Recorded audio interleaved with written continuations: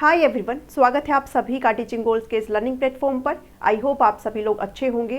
करीब 3 हफ्ते पहले आपके साथ EMRS यानी कि एकलव्य मॉडल रेजिडेंशियल स्कूल के वैकेंसी को लेकर के आपके साथ डिस्कशन हुआ था। आपके लिए ऑफिशियल रूल्स एंड रेगुलेशंस कुछ आए थे, कुछ गाइडलाइंस आई थी जो कि 2023 की वैकेंसी को लेकर के थी।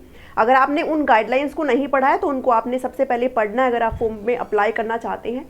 सो फाइनली आपकी EMRS की जो वैकेंसी है, एकलव्य मॉडल रेजिडेंशियल स्कूल की जो वैकेंसी है 2023 की, वो आपके लिए रिलीज कर दी गई है। और आज की वीडियो इसी के बारे में रहने वाली है। कंप्लीट सारी चीज़ों के बारे में यहाँ पर डिस्कस करेंगे, आपकी फॉर्म फिलिंग से लेकर के आपके एग्जाम पैटर्न तक, आपको एज रिलैक्सेशन कितना मिलने वाला है, फीस क्या रहने वाली है, कैसे आप इसमें अप्लाई कर सकते हैं और क्या आपका यहाँ पर सिलेबस रहने वाला है।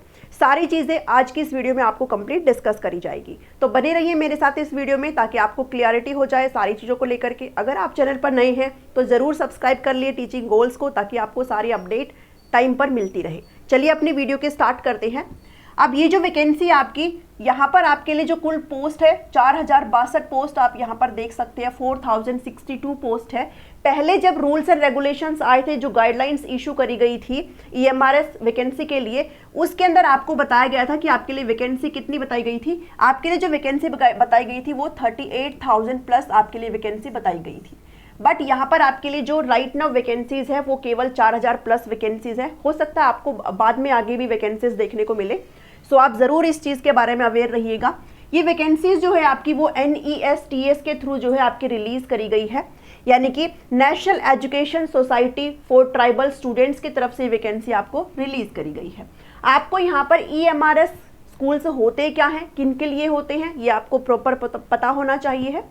EMRS स्कूल को अगर हम समझे तो एकलव्य मॉडल रेजिडेंशियल स्कूल होते हैं, 6th क्लास से 12th क्लास के बच्चों के लिए होते हैं। जैसे आप लोग NVS के बारे में पता है ना, आपको नवोदय विद्यालय समिति के बारे में पता है, ऐसे जस्ट आपका ये होता है एक ऑटोनोमस बॉडी होता है जो खुद में अपने आप जो है काम करता है। जैसे आपका ऑटोनोमस बॉडी NVS होता है, ऐसे आपका EMRS होता है। किन बच्चों के लिए होते हैं स्कूल? ये स्कूल होते हैं, प्रोवाइड करते हैं quality education to schedule tribe students in remote areas. ऐसी जगहों पर ऐसे बच्चों के लिए काम करते हैं जहां पर क्वालिटी एजुकेशन देना थोड़ा चुनौतीपूर्ण होता है। तो जो भी ST कैटेगरी के जो छात्र और छात्राएं होते हैं उनके लिए स्कूल्स यहां पर बनाए गए हैं। और आज के टाइम में अगर बात करें तो करीब आपके 700 प्लस स्कूल्स यहां पर रनिंग में हैं, ठीक है, EMRS की। ये एक ऐसे स्कूल्स होते हैं जैसे आपका NVS में होता है कि वहीं पर आपका रहना खाना पीना सब कुछ होता है, फिर चाहे वो स्टूडेंट्स हो फिर चाहे वो टीचर्स हो। अगर आप यहाँ पर टीचर सेलेक्ट होते हैं तो आपको वहीं पर ही आवास मिलेगा, आपको वहीं पर ही कैंपस में रहना होता है।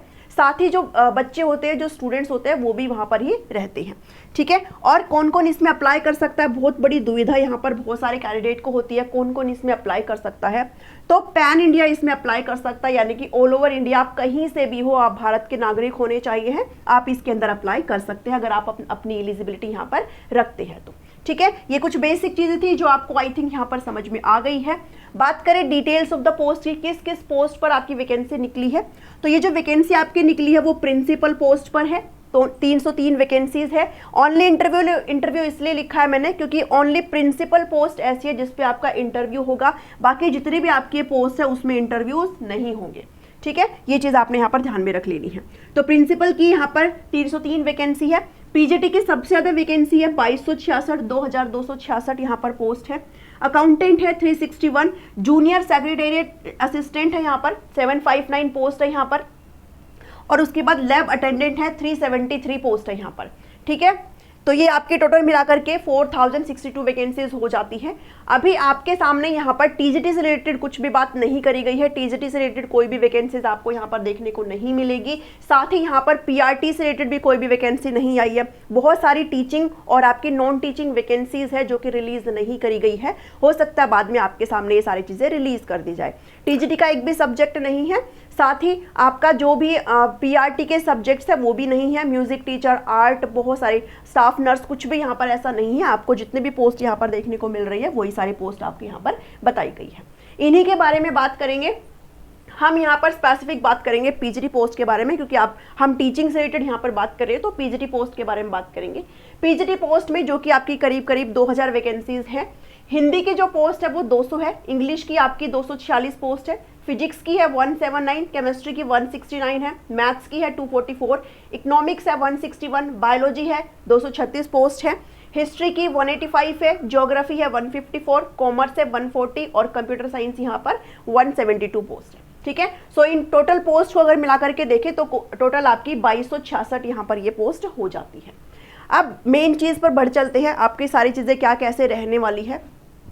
मोड ऑफ एग्जाम की अगर बात करें तो आपका पीजीटी को लेकर के अगर बात करें तो आपका पेन पेपर बेस्ड है, ऑफलाइन आपकी ये परीक्षा होने वाली है। ठीक है, आपका एग्जाम पैटर्न 150 नंबर का ये पेपर रहने वाला है और आपकी 3 घंटे की परीक्षा होगी। 150 नंबर को इन्होंने 2 कैटेगरीज में बांटा है। 2 कैटेगरीज में कैसे बांटा है, 130 मार्क्स अलग है और जो कि आपका सिलेक्शन देता है, और आपके 20 नंबर इन्होंने थोड़े से अलग से डिवाइड करे हैं। बात करें अगर इन 20 नंबर की तो ये आपका लैंग्वेज कॉम्पिटेंसी टेस्ट होता है, यानी कि इसके अंदर आपके हिंदी से 10 क्वेश्चन पूछे जाएंगे और यहाँ पर आपको इंग्लिश से आपके 10 क्वेश्चन पूछे जाएंगे। जनरल हिंदी से और जनरल इंग्लिश के आपके 10-10 क्वेश्चन पूछे जाएंगे। यहाँ पर ये आपका ओनली क्वालिफाइंग है। ठीक है, ओनली क्वालिफाइंग है। अगर आप यहाँ पर इस सेक्शन को, इस 20 नंबर वाले सेक्शन को क्वालिफाई करते हैं, और क्वालिफाइंग के लिए आपको 40% लाना कंपलसरी है। ठीक है, यानी कि आपको इसमें 8 नंबर कम से कम लेने होंगे। अगर आप 8 नंबर नहीं ले पाते हैं तो फिर आपका ये वाला सेक्शन इवैल्यूएट नहीं किया जाएगा। ठीक है, तो आपको सबसे पहले इस पे ध्यान करना होगा। इतना तो आपका सबका लैंग्वेज पोर्शन अच्छा होगा। आप यहाँ पर 20 नंबर में से 40% आपको यहाँ पर एक्वायर करने हैं, तब जाकर के आपका जो बी सेक्शन है, आपका ये वाला पार्ट जो है उसको यहाँ पर चेक किया जाएगा। ये चीजें आपको यहाँ पर समझ में आई। उसके बाद जो आपका 130 नंबर वाला है उसके अंदर आपका जनरल अवेयरनेस पूछा जाएगा जो कि 10 नंबर का है। रीजनिंग आपसे 20 नंबर की पूछी जाएगी। आईसीटी यहाँ से आपसे 10 नंबर का पूछा जाएगा, इंफॉर्मेशन एंड कम्युनिकेशन टेक्नोलॉजी। उसके बाद टीचिंग एप्टीट्यूड, ये टीए क्या है, ये आपका टीचिंग एप्टीट्यूड है। ठीक है, टीचिंग एप्टीट्यूड के आपके 10 क्वेश्चन आपसे पूछे जाएंगे। उसके बाद आता है आपका सब्जेक्ट। सब्जेक्ट के अंदर इन्होंने 3 पोर्शन में डिवाइड किया हुआ है। इसके अंदर सब्जेक्ट में आपका बेसिक जो सब्जेक्ट है, भाई पीजीटी के आपके सब्जेक्ट्स है ना, जो भी आपका कंसर्न सब्जेक्ट है, ये सारी चीजें आपका सभी सब्जेक्ट्स की सेम रहेंगी। बस आपका डिफर क्या करेगा, आपके सब्जेक्ट रहेंगे। मान लीजिए अगर किसी ने हिंदी में अप्लाई किया है तो सबका कॉमन पोर्शन सेम ही रहेगा, चाहे वो हिंदी वाला है, चाहे वो इंग्लिश वाला, चाहे वो इकोनॉमिक्स वाला है। यहाँ पर आपका जो सब्जेक्ट स्पेसिफिक है वो 70 नंबर का रहने वाला है। उसके अलावा 5 नंबर का आपका पेडागोजी प्लस केस स्टडी से रिलेटेड आपसे क्वेश्चन यहाँ पर पूछे जाएंगे। ठीक है, और एनईपी 2020 से 5 क्वेश्चन आएंगे, यानी कि टोटल मिलाकर के आपके 80 हो जाते हैं। और ऊपर के ये आपके मिलाकर के 50 मिलाकर के आपका ये पूरा सेक्शन 130 मार्क्स का हो जाता है। और आपका सिलेक्शन इसी 130 मार्क्स के बेस पर होगा। ये जो 20 नंबर है ये आपका ओनली क्वालिफाइंग है, यहाँ पर आपको 40% एक्वायर करने की जरूरत है, तब जाकर के आपका ये वाला पोर्शन इवैल्यूएट किया जाएगा। इंटरव्यू यहाँ पर नहीं बताया जा रहा है। ठीक है, मार्किंग की अगर बात करें तो यस, आपकी नेगेटिव मार्किंग यहाँ पर बताई गई है। नेगेटिव मार्किंग होगी आपका 1/4 की। ठीक है, 1/4 की आपकी यहाँ पर नेगेटिव मार्किंग रहने वाली है। इंटरव्यू यहाँ पे नहीं लिया जाएगा। आपका जो सिलेक्शन है वो आपके इस एग्जाम के बेस पर, और आपका बाद में जो आपका डॉक्यूमेंट वेरिफिकेशन है, मेडिकल वगैरह, ये सारी चीजें होती है जो कि आपके बेसिक चीजें हैं। एज रिलैक्सेशन की अगर बात करें, इन जनरल अगर बात करें तो आपसे 40 साल से कम उम्र यहाँ पर पीजीटी के लिए मांगी गई है। बाकी बहुत सारी होती है एज रिलैक्सेशन के बारे में, आपको स्क्रीन पर दिखाई भी दे रहा होगा। एज रिलैक्सेशन के लिए आपको ये सारी चीजें कंसिडर करके चलनी है। ये बात हो गई आपकी एज रिलैक्सेशन की। ठीक है, उसके बाद अगर हम एलिजिबिलिटी की बात करते हैं, भाई कौन कौन इसमें अप्लाई कर सकता है, एलिजिबिलिटी किस किस की यहाँ पर, तो उस अगर एलिजिबिलिटी की बात करें तो आप सभी को पता है पीजीटी के लिए एलिजिबिलिटी क्या होती है। जितने भी आपके सब्जेक्ट्स होते हैं उसमें अंदर आपका पीजी होना चाहिए, आपकी मास्टर डिग्री होनी चाहिए, आपका पोस्ट ग्रेजुएट होना चाहिए यहाँ आपको, साथ ही आपसे बीएड की रिक्वायरमेंट यहाँ पर करी गई है, आपका बीएड यहाँ पर कंप्लीट हो।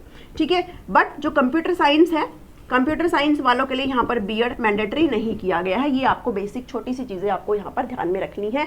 टीजीटी को, जो भी टीजीटी वाले होते हैं उनको समस्या आती है एलिजिबिलिटी से रिगार्डिंग, लेकिन पीजीटी वाले यहाँ पर अपने आप में श्योर होते हैं कि भाई आपको पोस्ट ग्रेजुएशन चाहिए होता है और साथ ही आपसे आपकी बीएड मांगी गई है आपके कंसर्न सब्जेक्ट में। आई होप आपको ये इन्फॉर्मेशन अच्छी लगी होगी। अच्छी लगी है तो ज़रूर शेयर करें। अगर कोई भी कमेंट है तो आप मुझे कमेंट करके पूछ सकते हैं, कोई भी अगर क्वारीज है तो। सेशन को ज़रूर शेयर करें, सभी के साथ लाइक करें और अपना वैल्यूएबल फीडबैक ज़रूर दें। मिलती हूँ नेक्स्ट वीडियो में। Thank you, thanks for watching me.